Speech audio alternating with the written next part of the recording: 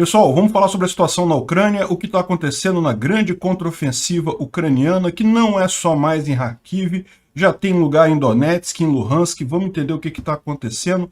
Vamos falar também sobre a grande celebração do aniversário de Moscou, que foi feita ontem lá pelo Putin, teve roda gigante inaugurada, teve fogo de artifício. O pessoal não gostou não, vou explicar por que para vocês. Esse vídeo é o vídeo do dia 11 de setembro de 2022, a gente faz vídeos sobre a situação na guerra aqui todos os dias. Se você quiser ver, tem uma playlist desde o dia 22 ou 23 de fevereiro, quando a gente começou os vídeos, né? Pois bem, essas notícias foram sugeridas por Perini, Decalcada e várias outras pessoas. Obrigado aí ao pessoal que sugeriu a notícia. Obrigado a você que está assistindo o nosso vídeo. Se você gosta do nosso conteúdo, por favor, deixa o seu like, se inscreva aqui no canal, né?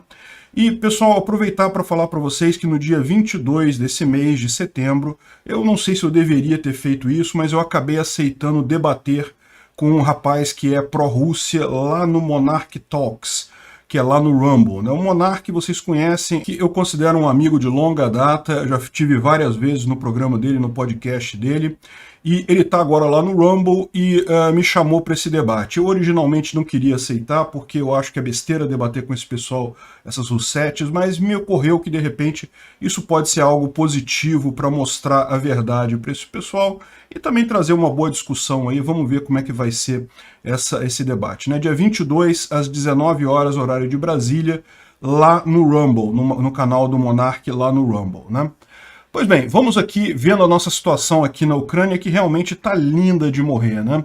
Só não está melhor por um problema que eu vou explicar para vocês. Olha só, ontem o exército ucraniano ele requereu uma blackout de mídia, ou seja, pediu para que os soldados não divulgassem mais informação sobre o avanço das tropas ucranianas, né? Eu entendo o motivo disso, o motivo certamente é porque eles estão avançando cada vez mais e eles sabem que em algum momento eles vão encontrar resistência russa. Os russos não estão parados, simplesmente fugindo em desespero. A maior parte está fugindo em desespero, é verdade, mas já tem gente lá do lado dos russos preparando uma defesa, uma linha defensiva, ou talvez até uma contraofensiva. Enfim, eles sabem que é perigoso ficar divulgando informação demais para o outro lado, né? Então pediram silêncio, então a gente tem menos informações agora sobre avanços, as informações estão menos palpáveis, a gente tem um monte de gente dizendo coisas, mas sem ter uma certeza muito grande. Eu vou explicar para vocês isso diferente do que a gente teve nos últimos dias, né? A gente viu que, aqui, olha só, impressionante o ganho que teve, né? Ontem a gente falou que Izium já tinha caído e Lima já tinha caído, mas só hoje que isso está confirmado oficialmente. Aqui já vê que os russos não estão mais aqui na maior parte de Lima, ainda marca aqui uma parte da cidade como estando sob controle dos russos, mas é questão de tempo, porque a gente viu ontem, eles já abandonaram a cidade, né? Izium também já foi capturada pelos ucranianos, agora a gente já tem essa confirmação, mas parece que já tem mais coisa do que isso, tá? A questão toda é essa, o pessoal agora não está dando mais tanta visibilidade ao que está acontecendo na contraofensiva. E essa mensagem aqui é interessante. Por um lado, é chato porque a gente vai ter menos informações para passar para vocês, porque tem menos gente divulgando essas informações, mas ao mesmo tempo ele fala que é para não avisar cidades retomadas em Kharkiv, Luhansk e Donetsk. Ou seja, o pessoal não está limitado a Kharkiv, não. A coisa vai avançar também por Luhansk e Donetsk, né? E aonde exatamente estão as tropas ucranianas agora é difícil de dizer, justamente por conta desse silêncio, né? A gente sabe que o efeito dessa contraofensiva nas tropas russas foi tremendo, um efeito psicológico, um efeito desmoralizante enorme.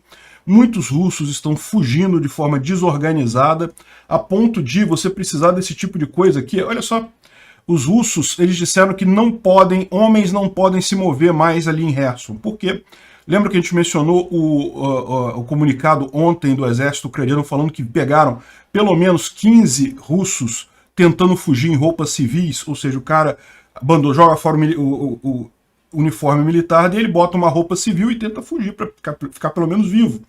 E os russos, em função disso, estão proibindo que homens circulem. Nenhum homem pode passar em lugar nenhum ali em Kherson por conta de soldados russos fugindo, tentando fugir da guerra, né? Então dá para entender que a situação é bastante complicada. E aí a gente tem algumas informações que não dá para saber se realmente é verdadeiro ou não. Olha esse caso aqui, né? A bandeira ucraniana foi levantada em Starobilsk, na região de Luhansk. Onde é que é Starobilsk? Starobilsk é aqui, ó. Não faz sentido, né? Isso aqui deve ser coisa de partizão, né? Partizão que deve estar subindo a bandeira ali. Não pode ser invasão da tropa chegar até aqui, porque se os ucranianos estão aqui já, essa região toda aqui já está condenada completamente no final das contas. Mas mostra, no mínimo, que não tem muita presença russa na região. Para os partizãos poderem estar colocando a bandeira ali, né? Realmente não deve ter muita coisa. Além disso, a gente teve várias outras bandeirinhas em várias cidades ali da região. Dá para ver aqui, ó, um monte de bandeirinha por aqui, um monte de cidade liberada nessa região aqui de Kharkiv. E um lugar interessante é aqui em Kozarha-Lopan, que é próximo à cidade de Kharkiv em si, que também foi liberada. É aqui, ó, essa cidade aqui. Aqui ainda está marcando como estando vermelho, mas aparentemente já foi liberado. Segundo estão dizendo aqui, as tropas russas fugiram, foram vistas fugindo de lá em direção à Rússia. Fugindo não apenas dessa cidade, mas das cidades aqui no entorno, né? Mas não foi só isso. A gente teve informação ontem de que o prefeito de Lysychansk falou que a cidade já estava sendo disputada pelos ucranianos também. Não está marcado aqui. Lembra? Silêncio, ninguém vai falar nada. Severodonetsk, segundo eles estão dizendo, Severodonetsk estava sendo atacada pelo norte e pelo oeste. Ou seja, o pessoal já estaria aqui. Então, nesse caso aqui, eles já pegaram Lysychansk, ou pelo menos alguma dessas cidades aqui próximas a Severodonetsk. Repara a questão, a gente tem um monte de quase informação, mas não tem certeza se aquilo está realmente acontecendo ou não, né? O fato é que Bilohorivka, nesse mapa, novamente, não está mostrando Bilohorivka como com os ucranianos, mas a gente tem informações de que Bilohorivka, essa aqui é uma informação mais firme, de que Bilohorivka já foi tomada pelos ucranianos, né? Ou seja, o Luhansk, que é o Oblast de Luhansk, que era o único que os russos tinham conseguido tomar totalmente, já não está mais totalmente na mão dos russos, né? Então Bilohorivka já está aqui, a briga deve estar em algum ponto por aqui, a gente vai ficar sabendo nos próximos dias, quando a situação estiver mais controlada por aqui. Mas o que chamou a atenção de todo mundo ontem foi justamente a quantidade de equipamento que foi abandonado pelos russos lá em Izium, né? Então o pessoal está mostrando aqui 8 T-80 e mais um monte de outros tanques que foram deixados aqui pelos russos, mais um monte de coisa. Tem outras imagens de tanques abandonados em Izium e coisa e tal, muita coisa foi deixada mesmo. Aqui, ó, uma thread só com equipamentos que foram abandonados pelos russos ali na região. É aquilo que a gente falou, né? Izium era uma central russa impressionante. Era onde os russos estavam fazendo todo o esforço de guerra deles ali na região de Donbás. Estava sendo suportado por essa base feita em Izium. E acabou. O Izium está nas mãos ucranianas, os russos fugiram completamente. A gente vê aqui quanta coisa que foi abandonada às pressas, né? Isso porque o pessoal está falando que não teve pânico, não foi correria e coisa e tal. E não foi só isso não, tá? Da Força Aérea Russa também, o pessoal está colocando aqui nas últimas 72 horas, a Rússia perdeu mísseis, 6 mísseis interceptados, 3 helicópteros no total, 3 aviões também Su-25 que foram derrubados por Manpads, 10 Orlan 10 UAV, ou seja, perderam um bocado de coisa justamente pela desorganização da forma como a Rússia tentou resistir a essa contraofensiva, né? Isso é um ponto que o pessoal está levantando. Não apenas a Rússia deixou as forças muito fracas na região, como quando começou a grande contraofensiva, ela mandou tropa para lá, simplesmente mandou a tropa, sem organização, sem planejamento, sem estabelecer linhas defensivas secundárias, né? Porque o correto seria isso, você perdeu a primeira linha de defesa, você tem que planejar uma segunda linha de defesa e tentar firmar a posição ali, né? Não fizeram nada disso, mandaram o pessoal para reforço, o que acabou causando muitas mortes e perda de equipamento e nada além disso, né? Então, no final, o pessoal que faz aquele levantamento de o que foi tomado, o que foi capturado e coisa e tal, do que os russos perderam. Aqui tem uma lista enorme de equipamentos aqui que foram perdidos, e o pessoal está comentando aqui que dava para mais ou menos 27 companhias, 7 batalhões, 3,5 brigadas, ou seja, uma quantidade enorme de equipamento russo que foi deixado para trás. O pessoal está brincando que é o Lend-Lease russo, né? Os ucranianos têm o Lend-Lease com os americanos, que começou agora, está começando ainda o processo do Lend-Lease, e agora tem para que o Lend-Lease americano tem o Lend-Lease russo, né? Os russos já deixam o material todo ali e realmente vão armar os ucranianos por um bom tempo essa quantidade de coisa, né? É lógico, alguns caminhões russos foram vistos fugindo daquela região ali de Izium. Isso daqui é uma coluna de equipamentos russos, né? Parece mais pessoal, tá? Parece mais o transporte de pessoal. Caminhões apenas. Mas tem alguns tanques aqui, tem alguns APCs, tem algumas coisas militares aqui também. Isso aqui é em Oskil, atravessando o rio Oskil, ou seja, fugindo de Izium, né? Lembra, Izium está aqui. O rio Oskil é esse riozinho que passa aqui, e era a única saída que os russos tinham ontem, era através daqui. E de fato eles fugiram usando essa rota, abandonaram isso daqui, né? Eu imagino que os ucranianos estão acompanhando esse comboio russo aí, né, para tentar dar um fim nisso daí, né? Afinal, deixar o pessoal se safar fácil assim é complicado. Ontem a gente teve aqui o Jomini of the West, que é um analista militar bem interessante, que ele faz uns mapas muito detalhados, né, porque ele inclui no mapa dele não apenas a posição de cada agrupamento, de cada exército, coisa e tal, a movimentação, tanto do lado russo quanto do lado ucraniano. Esse tipo de coisa aqui é o tipo da coisa que os ucranianos não gostam que seja divulgado, porque isso acaba, de certa forma, entregando onde está a posição de cada exército ucraniano, né? Agora, como ele deixa claro aqui, ele não sabe, ele não tem essas informações. Ele está estimando que seja dessa forma, então não sei se é tão crítico assim, né? O fato é que ele mostra muito bem o que foi essa contraofensiva que aconteceu nos últimos dias, né? O pessoal começou com um ataque aqui em Balaklia. Balaklia foi o principal ataque, daí eles conseguiram furar aqui por trás com uma quantidade muito grande de tropas aqui, e enquanto Balaklia estava se defendendo do ataque direto do lado de cá, e também de unidades especiais que estavam na retaguarda. Então teve também operação especial para minar a capacidade russa de resistir nesse ataque, né? E daí, uma vez que derrubaram Balaklia, aí abriu uma avenida aqui que eles puderam entrar. Realmente deixa claro que como estavam finas as linhas de defesa russas aqui, né? Esse local aqui estava parado há muito tempo, então provavelmente os russos não se importaram em botar múltiplas linhas de defesa aqui, e ao contrário, mandaram as tropas todas lá para Kherson, e quando conseguiram furar a principal linha de defesa, acabou, não tinha mais nada, foi só marcha andando até chegar a Kupiansk, até chegar nas cidades daqui. Os ucranianos colocaram uma quantidade grande de soldados aqui, e quando chegaram aqui, toda essa tropa russa, olha só, isso aqui é a quantidade enorme de tropas russas que estavam na região de Izium. Muita coisa mesmo.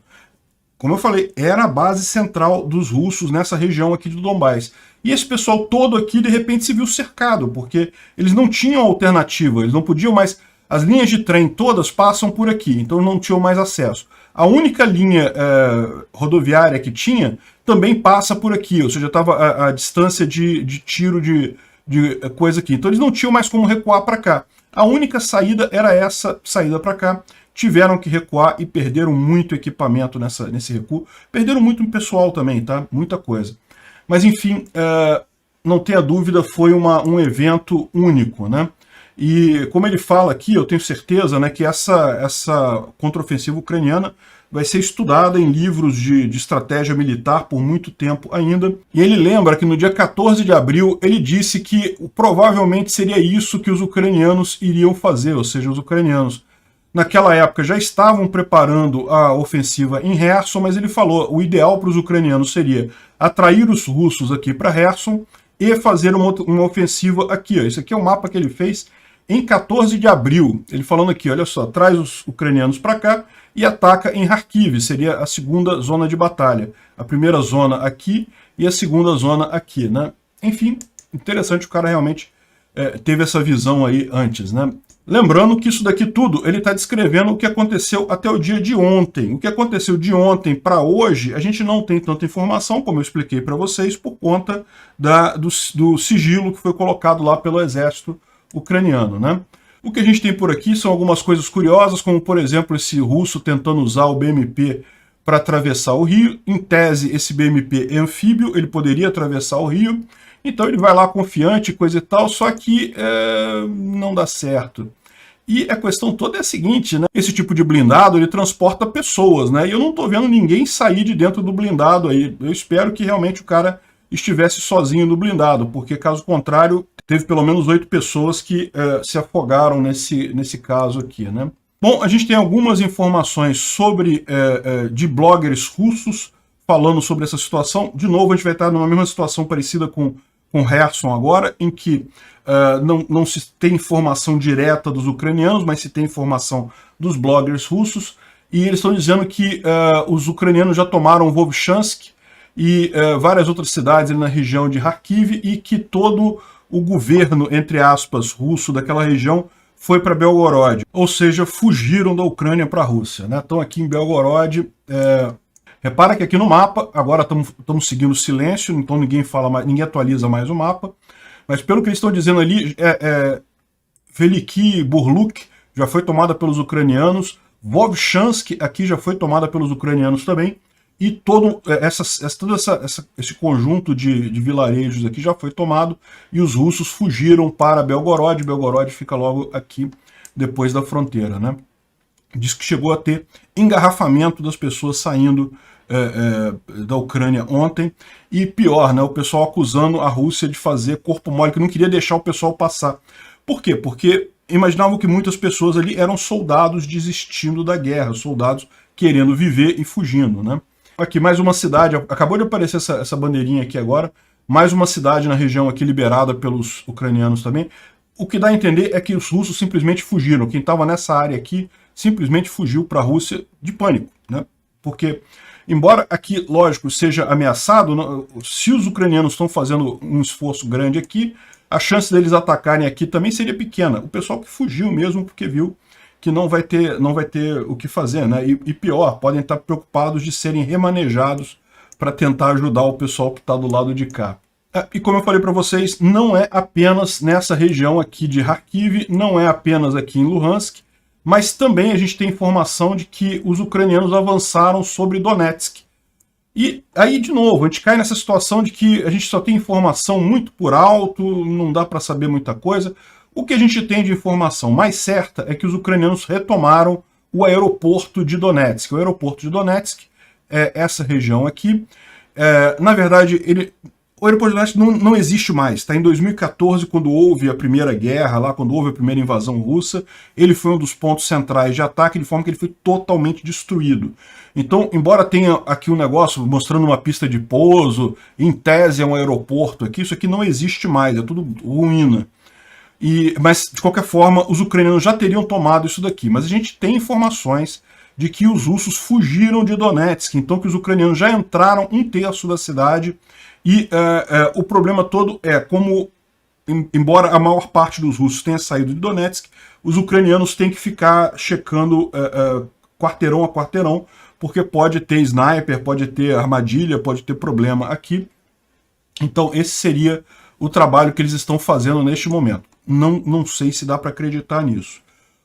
Que teve pânico nos russos, teve muito russo fugindo, teve. Se é o caso aqui em Donetsk, a gente não sabe ainda. O pessoal está comentando aqui que por que isso, né? Por que Donetsk nesse caso, né? Porque Donetsk aqui nessa região faz a mesma função que fazia Balaklia lá no outro frente, né? Aqui você tem Donetsk, que é a grande concentração de forças russas nessa região, e do lado você tem um grande espaço vazio, em que, em tese, os ucranianos podem avançar muita coisa aqui, se Donetsk for anulada, né?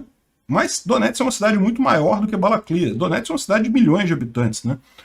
Tudo bem que diminuiu muito de tamanho desde a época da guerra, desde que ficou nessa região, entre aspas, separatista aqui, né? Mas ainda é uma cidade muito grande. Eu não sei não. Vamos aguardar para a gente ter certeza disso daí, né? O fato é que o pessoal tem comentado que muita gente está falando sobre isso. Inclusive esse cara aqui, que é um chamado Penis Duchlin, o nome dele é Denis Pushlin, né? Mas o pessoal está usando bem brincadeira aqui. Ele é, em tese, o governador de Donetsk, é o governador, e a informação é que ele teria fugido da cidade de Donetsk. Inclusive ele está gravando um negócio aqui para dizer que tá tudo bem, não teve pânico nenhum, mas ele está num carro andando. Eu não sei, alguém devia ter explicado para ele que a impressão que dá é que ele está fugindo, né? Pode até ser que não, pode ser que ele esteja indo num carro em direção a Donetsk, né? Voltando para a cidade, não dá para saber, mas no momento que você grava um vídeo falando que tá tudo bem, fiquem tranquilos e coisa e tal, e você está num carro andando, a impressão que dá é que você está fugindo, né? Aqui, como eu falei para vocês, também os ucranianos estão avançando em Severodonetsk para o norte, a partir do norte e do oeste. Ou seja, não dá para saber exatamente, mas parece que tem coisa andando por lá também, a gente não tem essa informação toda. Agora, uma coisa importante que aconteceu ontem também, eu vou até inverter aqui, eu vou falar primeiro esse aqui, olha só. Ontem foi aniversário de Moscou, então o Putin fez uma bela festa com fogos de artifício, inaugurou uma roda gigante bacana em Moscou. Olha só a população de Moscou aqui, o pessoal, todo mundo... É aquilo que eu falo para vocês, a população de Moscou não está nem aí para a guerra, a verdade é essa. Tem aquele pessoal que apoia e coisa e tal, mas assim, por enquanto essa guerra não afetou ninguém que mora ali em Moscou, mesmo os jovens, o pessoal que está sendo colocado nos militares, que está indo para a guerra, são pessoas mais de províncias pobres da Rússia. Moscou mesmo não foi praticamente ninguém. Então tá o pessoal brincando aqui, comemorando e coisa e tal, e isso pegou muito mal com os analistas militares lá. Por quê? Porque os soldados russos, nesse momento, estão se vendo numa situação, caramba, que filha da putagem, né? Eu aqui me fudendo, vi um monte de gente morrer, um monte de outros soldados morrerem, a gente lutando aqui para continuar vivo, e num desespero danado, e o pessoal lá em Moscou fazendo festinha, inaugurando roda gigante, e, enfim, ficou realmente uma coisa estranha, é muita crítica de bloggers militares russos. Esse aqui é um grande blogger militar russo, falando aqui, olha só, que os fogos de artifício em Moscou pareceram blasfemosos, né? Ou seja, pareceu uma blasfêmia num dia em que a gente tem tantos problemas aqui na Rússia.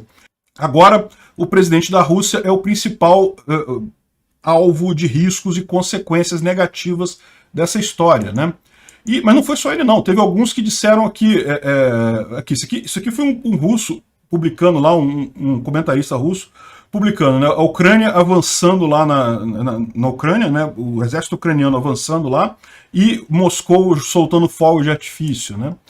Outros caras aqui falando, olha só, votar o Putin para fora, ou então avançar sobre o bunker do Putin, né. Já teve outros analistas militares russos mais indignados. Tá na hora de tirar o Putin do poder e coisa e tal, ou seja, dá para ver que não pegou bem esse negócio. Eu não sei se isso foi planejado pelos ucranianos, não parece possível ter planejado isso, né? Não teria como eles saberem isso, mas de qualquer forma, o fato do Putin ter feito uma festa em Moscou ontem, ao mesmo tempo que os russos estavam se ferrando de verde e amarelo lá na Ucrânia, não pegou bem, não.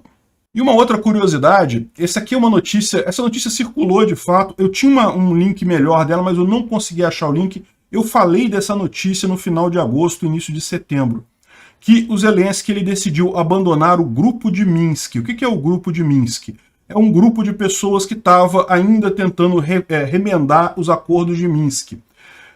O que foram os acordos de Minsk, né? Quando começou toda a confusão lá em 2014, que a Rússia invadiu a Crimeia, invadiu o Donbás ali, né? Esquece república separatista, foi invasão da Rússia aquilo ali, né?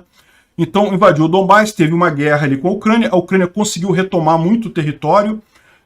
Naquela época, toda essa área aqui de Kramatorsk, Sloviansk, chegou a estar na mão dos rebeldes, dos russos, né? E os ucranianos tomaram toda essa coisa, expulsaram eles até aqui Donetsk. E aí teve o acordo de Minsk I, que propôs um cessar-fogo, não funcionou, fizeram o acordo de Minsk II, que aí funcionou mais ou menos, foi o que congelou essa linha vermelha grande que você está vendo aqui. Essa linha vermelha aqui é o acordo de Minsk II. Aqui na Crimeia ficou combinado que não haveriam mais hostilidades entre Rússia e Ucrânia. Em troca disso, eles iam sentar e negociar e coisa e tal, tentar uma saída diplomática para a coisa. Só que o que aconteceu, é lógico, nada mudou, né? Não tem nenhuma saída diplomática se a Rússia não aceita entregar isso daí e a Ucrânia não aceita ficar sem o território dela também, que saída que vai ter, né? Então, esse é o acordo de Minsk II. Embora esse acordo já tenha sido violado no momento que a Rússia invadiu a Ucrânia, né, porque o acordo previa que não haveriam mais ações militares de lado a lado, só no início de setembro que o Zelensky foi lá e falou, olha só, nós abandonamos esse acordo agora não tem mais validade para a gente. Foi isso daqui, é o que ele está falando aqui. Olha. E aqui a TASS, né, que é uma agência de notícias russa, então está criticando o Zelensky, falando, o Zelensky optou pela guerra, ele não quer mais fazer o grupo de contato de Minsk, que trabalha lá no negócio. Ele definitivamente abandonou o acordo de Minsk. Né? Como eu disse, essa matéria que está criticando ele, coisa e tal, na época eu cheguei a falar nisso aqui, mas eu não dei importância. Eu falei, não, realmente não tem mais sentido o acordo de Minsk. Mas agora repara o detalhe, né? Como ele abandonou o acordo de Minsk agora, ele pode de novo atacar atravessar essa linha vermelha aqui, né? Porque se o acordo de Minsk ainda estivesse em vigor, ainda fosse considerado válido pelos ucranianos, ele estaria violando esse acordo ao entrar na área aqui de Donetsk, né? A gente sabe que o acordo em si não tem mais validade, porque a Rússia já invadiu de qualquer forma, mas foi um gesto diplomático dele deixar claro que, olha só, não, a gente vai pelo lado da guerra mesmo. Tá bom o lado da guerra pra gente. E felizmente, porque pelo visto vai ser o lado vencedor nessa história toda, né? Tem a explicação aqui dos acordos de Minsk, mas eu não vou entrar nesses detalhes, não. Bom, em Kherson também teve avanço ucraniano. Ontem teve mais uma base russa destruída, né, na Alcorezus, uma fábrica que tem lá, e aqui uma outra base russa destruída em Shumak, e mais uma aqui em algum lugar de Kherson, que eu não vou lembrar onde, mas também mais um ataque ucraniano lá em Kherson, a coisa continua avançando lá. Outra coisa curiosa que aconteceu ontem, ninguém sabe muito bem porquê, vocês lembram lá na ponte de Kerch, né, na ponte da Crimeia, que eles tinham colocado esses navios para enganar radar, né, um navio um decoy, né, para enganar radar, e ontem eles tiraram. Né? No dia 5 de setembro ainda tinha esses navios lá, e agora no dia 10 de setembro não estão mais lá. Ninguém sabe o que fizeram com isso. Pode ser várias coisas. Primeiro, eles podem ter desistido, visto que isso aí não funciona mesmo. De fato, a gente viu que eles tentaram usar uma coisa similar a isso lá em Kherson, e não adiantou nada, os ucranianos continuaram atingindo as pontes da mesma forma, não mudou nada isso daí. Então pode ser que tenham desistido, isso aí não funciona. Ou pode ser que tenham mandado esses navios lá para Kherson para tentar proteger as pontes de lá. Não sabemos o que houve. O fato é, tiraram essa proteção, que não é uma proteção tão importante assim também, da ponte da Crimeia, né? Bom, o Instituto para Estudo da Guerra traz um monte de coisa, um monte de informação interessante aqui, e ele fala aquilo que a gente estava falando já, que a gente já falou, que a contraofensiva está desabando, está colapsando o Axis, né, o Axis de Donbás. É aquilo que eu falei para vocês, Izium era a pedra central dessa história, Izium caindo, Donbás inteiro está exposto. E aqui ele fala ainda que eles escrevem com um dia de antecedência, né? Então provavelmente a captura de Izium se dará nas próximas 48 horas, se já não aconteceu. Mas na verdade já aconteceu, a gente sabe que já aconteceu. E ele levanta uma outra coisa aqui que eu achei muito engraçada, que eu também ressalto aqui, que é o fato de que o Ministério da Defesa russo, ele falou que não, que a gente decidiu fazer um reagrupamento de tropas, né, para ajudar Donbás e coisa. Vamos tirar tropas de Izium e Balaklia para reagrupar na retaguarda e apoiar Donbás e coisa e tal. Ou seja, não foi fuga em desespero e em pânico, não, foi um reagrupamento na retaguarda. Isso daí, muito bacana.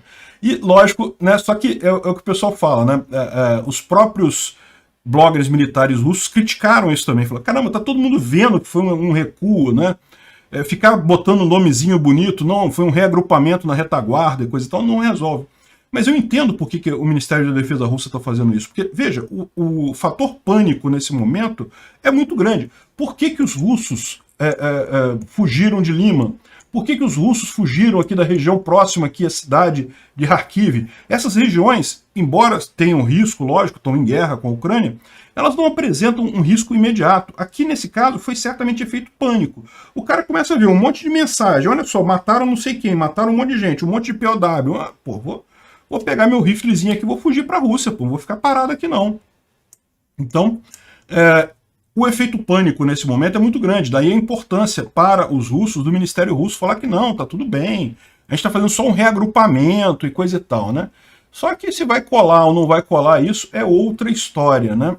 O Alexei Arestovich fez uma live ontem e daí o Dmitry trouxe a tradução dela aqui e é bem interessante.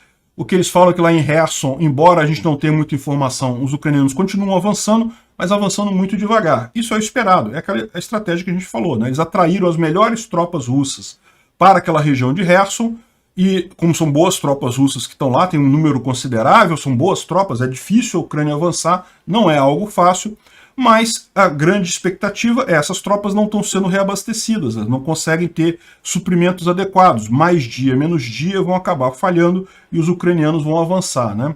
Olha, ele falou também aqui que em Bakhmut e Soledar, os russos tiveram que recuar 40 a 50 quilômetros para fazer uma nova defesa, uma nova linha de defesa e evitar serem circundados, né? Ou seja, o que ele está dizendo aqui também é aquilo que a gente falou, que aqui em Bakhmut, essa região aqui, né? E a gente já tinha falado que Kodema, os ucranianos já pegaram ela, e também estavam avançando aqui em Soledar. Parece que tem mais coisa nessa região aqui também, tá? Os ucranianos conseguiram avançar aqui também, o que faria sentido se você considerar que Biloruhivka também teria sido tomada pelos ucranianos e estariam atacando Severodonetsk e Lysychansk. Então, ou seja, é de se esperar que nessa frente aqui também os ucranianos tenham caminhado alguma coisa. A questão é, a gente não tem confirmação de nada ainda, né? Ele termina colocando aqui que a moral russa já está naquela situação da busca por culpados, né? É o que a gente falou ontem, isso já estão buscando culpados do problema, né? Vão chegar no Putin, é o único. E olha só, aí tem um outro problema que está causando essa retirada russa lá, né? Havia, lógico, tem um monte de lugar aí, aqui no Brasil também tem um monte de russete aí que adora, que fica comemorando as coisas da Rússia, como se fosse bonito comemorar um país invadindo o outro, né? Esse pessoal não vai mudar de ideia. Mas tem uma outra turma que fica ali mais ou menos no meio do caminho, que no que você começou a ver que a Rússia está perdendo, esse pessoal começou a sair e perceber que, né, o correto é realmente ficar do lado da Ucrânia. E olha só, o que está acontecendo na China? A China, os blogs lá, as redes de comunicação viraram... o clima era totalmente pró-Rússia até pouco tempo atrás. Agora virou totalmente anti-Rússia. Estão fazendo brincadeira com Putin. Um monte de piada com Putin por conta dessa falha que está acontecendo ali, essa falha enorme, né? Russos em Zion, melhor se prepararem para o triatlon que está chegando. Sai do caminho, a gente não tem tempo para pegar todos esses prisioneiros de guerra, né? Os ucranianos correndo atrás dos russos. E a gente quer ver os russos organizando ice swimming no inverno, né? Queremos ver os russos brincando de nadar em rio congelado. Enfim, um monte de gente fazendo piadinha com os russos em várias coisas lá. E, lógico, né, eles estão vendo essa contraofensiva. Esse papo de, vamos reagrupar na retaguarda, não vai colar, cara. O pessoal sabe o que está acontecendo ali, né? Isso está deixando a China numa situação ruim. Por quê? Porque o Xi Jinping tinha acabado de assinar um acordo de cooperação com a Rússia. Lembra aquele acordo de no limits, né? Declaração de no limits, que a cooperação entre Rússia e China não tinha limites e coisa e tal. E a China deixou claro que não iria apoiar a Rússia na guerra, mas ainda assim é um aliado, coisa e tal. E isso acabou respingando na China, pô. Ficou feio para o Xi Jinping essa invasão, essa falha tão óbvia da invasão russa na Ucrânia, né? E daí eles estão colocando aqui que o Xi Jinping deve estar preocupado, justamente por quê? Porque tem o Congresso lá da China. Provavelmente já foi decidido no Congresso secreto chinês, que é feito um pouco antes do Congresso, digamos, oficial, eles já decidiram quem é que vai ganhar, se vai ser o Xi Jinping mesmo, ou se vão tirar ele do poder. Já está decidido, provavelmente. Mas isso não deixa de ficar feio para ele, não deixa de pegar mal para ele, que no final das contas ele fez uma aliança com um país que está se mostrando um completo desastre militar, né? Então, o que a China vai fazer agora? Eles estão num dilema. Eles podem abandonar Putin, mas aí fica estranho, porque eles tinham acabado de assinar um acordo de cooperação, romper o acordo tão fácil assim, fica estranho, né? Ou eles podem entrar ao in com o Putin, e daí, meu amigo, é um problema, porque se o Putin já está meio estragado lá, para a China consertar esse negócio vai ser muito custoso para ela, né? Então, esse é o grande dilema da China. Os chineses estão aqui em cima do muro por conta desse negócio. Nem todo mundo na China é tão fã dessa guerra da Rússia lá na Ucrânia. A coisa vai ficar complicada politicamente para o Putin e para o Xi Jinping, né? O que a China vai fazer nesse caso? Vamos descobrir nos próximos dias. Obrigado por assistir o vídeo até o final. Além de curtir, compartilhar e se inscrever no canal, considere se tornar patrocinador com valores a partir de R$ 1,99. Clique no botão Seja Membro abaixo para saber as condições e vantagens de patrocinar o canal. Mais informações sobre o nosso projeto, visite nossos sites indicados na tela.